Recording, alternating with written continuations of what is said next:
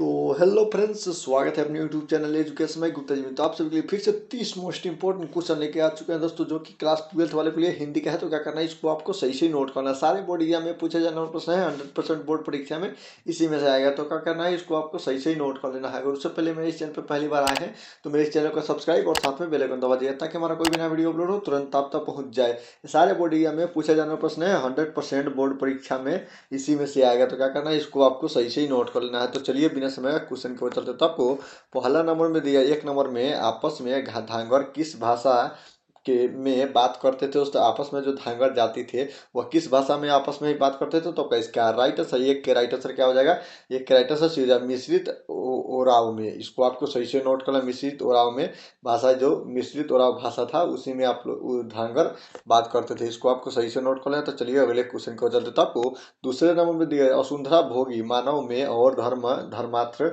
मानव एक ही सिक्के के दो पहलू है। यह युक्ति किस शीर्षक पाठ से है। तो इसका राइट आंसर, दो के राइट आंसर क्या हो जाएगा, ये हो जाएगा ओ सदा निरा। इसको आपको सही से नोट कर लेना, दो के राइट आंसर ये हो जाएगा।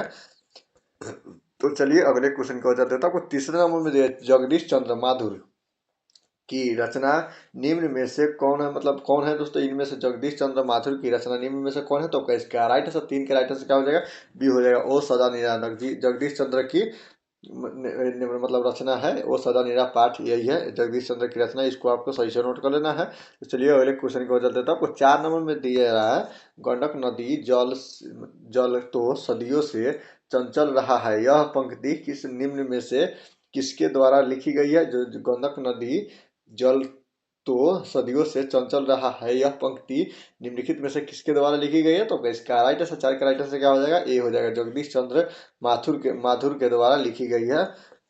इसको आपको सही से नोट कर लेना है। तो चलिए अगले क्वेश्चन को चलते। तो आपको 5 नंबर में, गंडक नदी की चर्चा किस शीर्षक पाठ में है। दोस्तों गंडक नदी की चर्चा किस शीर्षक पाठ में है। तो इसका राइट आंसर, 5 का राइट आंसर ये हो जाएगा, वो सदा निरा पाठ में गंडक नदी की चर्चा की गई है। इसको आपको सही से नोट करना, ये भी 2023 में पूछा हुआ क्वेश्चन है।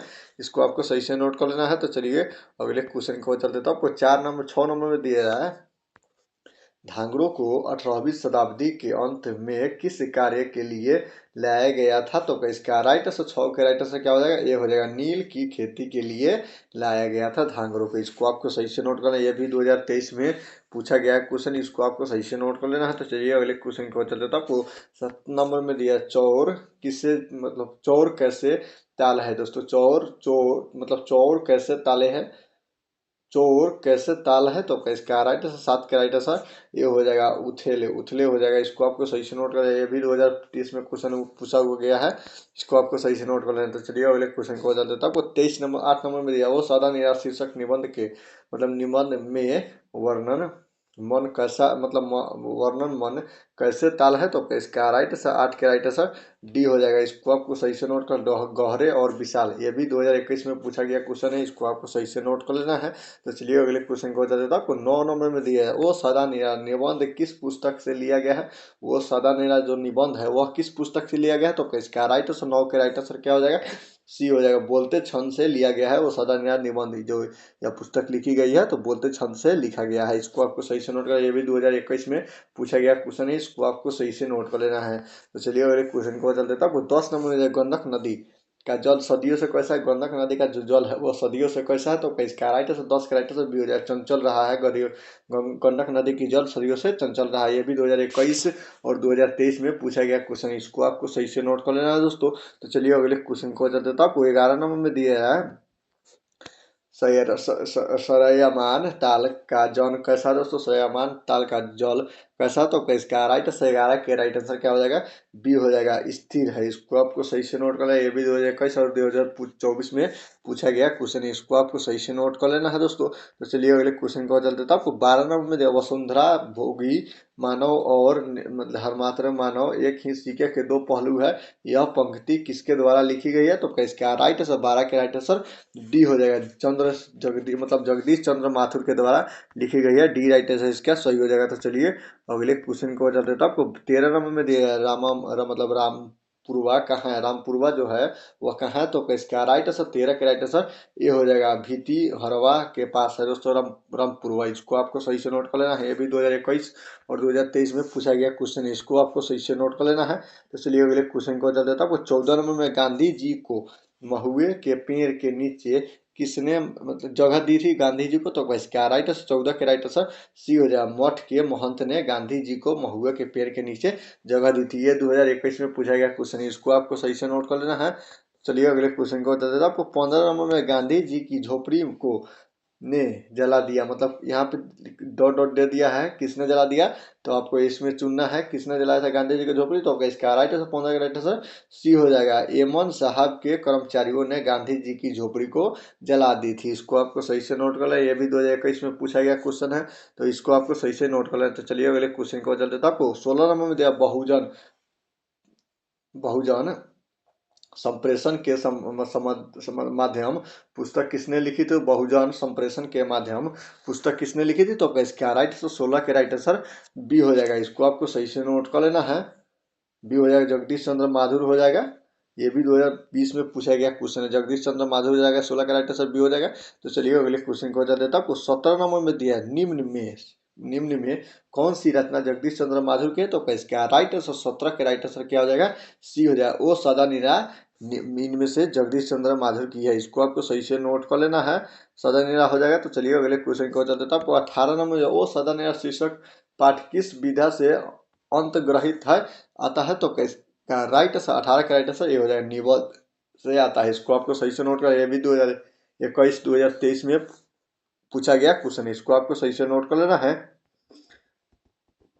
तो चलिए अगले क्वेश्चन को बता देता हूँ। आपको 19 नंबर में दिया है जगदीश चंद्र माथुर मूलतः क्या थे दोस्तों, जगदीश चंद्र माथुर मतलब माथुर मूलतः क्या थे, तो इसका राइट आंसर 19 के राइट आंसर क्या हो जाएगा, सी हो जाएगा, नाटककार थे। इसको आपको सही से नोट करना है, सी राइट आंसर इसका सही हो जाएगा। तो चलिए अगले क्वेश्चन को बता देता हूँ। 20 नंबर में दिया वो सदा निबंध बिहार के किस क्षेत्र के की संस्कृति पर लिखी गई है, तो इसका राइट आंसर 20 के राइट आंसर डी हो जाएगा, चंपारण संस्कृति से लिखी गई है, वो साधारण डी राइट आंसर इसका सही हो जाएगा। तो चलिए अगले क्वेश्चन को चल देता हूँ। 21 नंबर में दिया चंपारण क्षेत्र में बड़ा मतलब बाढ़ का मुख्यतः कारण क्या है चंपारण क्षेत्र में, तो इसका राइट आंसर 21 का राइट आंसर ये हो जाएगा, जंगलों का काटना सबसे ज्यादा बाढ़ की मुख्यतः समस्या है चंपारण क्षेत्र में। इसको आपको सही से नोट कर लेते चलिए अगले क्वेश्चन को देता हूँ। आपको 22 नंबर में दिया है माथुर जी किस राज्य के शिक्षा सचिव नियुक्ति हुए, तो इसका राइट आंसर 22 के राइट आंसर ये हो जाए, मध्य प्रदेश की शिक्षा नियुक्ति हुए गांधी जी। इसको आपको सही से नोट कर लेना, मध्य प्रदेश में नियुक्ति हुए।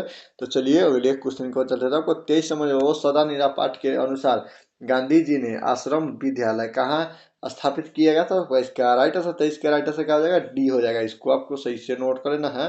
बरहरवा मधुबनी और भितिहरवा में गांधी जी ने अपनी आश्रम विद्यालय खोली थी। इसको आपको सही से नोट कर लेना है। तो चलिए अगले क्वेश्चन को चल देता हूँ। आपको 24 नंबर में दिया है अंग्रेज ठेकेदार ने किस चीज की खेती का विस्तार किया, तो इसका राइट आंसर 24 का राइट आंसर बी हो जाए, नील की खेती की सबसे ज्यादा विस्तार किया, बी राइट आंसर इसका सही हो जाएगा। अंग्रेजों ने सबसे ज्यादा भारत में नील के ही खेती सबसे ज्यादा की थी। इसको आपको सही से नोट कर लिया, बी राइट आंसर इसका सही हो जाएगा। तो चलिए अगले क्वेश्चन को चल देता हूँ। आपको 25 नंबर में दिया है राजा हरि सिंह देव को गया मतलब सुछीन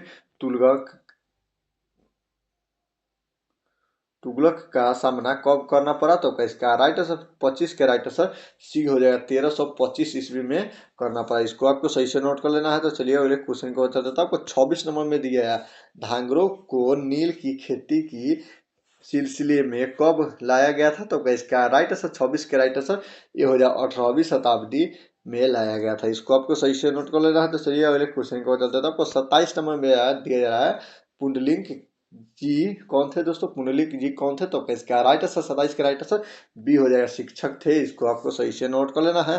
तो चलिए अगले क्वेश्चन को बता देता हूँ। आपको 28 नंबर में दिया निम्न में से कौन सा नाटक जगदीश चंद्र माथुर रचित है, मतलब जगदीश चंद्र के द्वारा रचित गई है, इनमें से कौन सा नाटक, तो इसका राइट आंसर 28 के राइट आंसर सी हो जाएगा, कोणार्क जो नाटक है वो जगदीश चंद्र माथुर के द्वारा रचित गई मतलब रचित मतलब जगदीश चंद्र माथुर ने रचा है। इसको आपको सही से नोट कर लेना। करना है। तो चलिए अगले क्वेश्चन को चलते हैं। आपको 30 नंबर में दिया है, निम्न में से कौन सी उपाधि माधुरी जी की, मतलब माधुरी जी को मिली है, निम्न में से कौन सी उपाधि इनमें से, तो इसका राइट आंसर 29 के राइट आंसर बी हो जाएगा, विद्या वारिधि। इसको आपको सही से नोट करना है, बी राइट आंसर इसका सही हो जाएगा। तो चलिए अगले क्वेश्चन को चलते हैं। आपको 30 नंबर में दिया, माधुरी जी को भितिहरवा पहुंचने पर कैसी, मतलब मिले थे, कौन मिले थे, गांधी जी जब भितिहरवा पहुंचे थे तो वहां पहुंचने के बाद में किससे मिले थे, तो इसका राइट आंसर 30 के राइट आंसर सी हो जाएगा, पुंडलिक, पुंडलिक जी से मिले थे, पुंडलिक जी से मिले थे। इसको आपको सही से नोट कर लेना है। तो उम्मीद करते हैं कि वीडियो आप लोगों के लिए अच्छा लगा हो, और अच्छा लगा हो तो वीडियो को दीजिए लाइक और चैनल को सब्सक्राइब कर लीजिए। तब तक के लिए जय हिंद, जय भारत।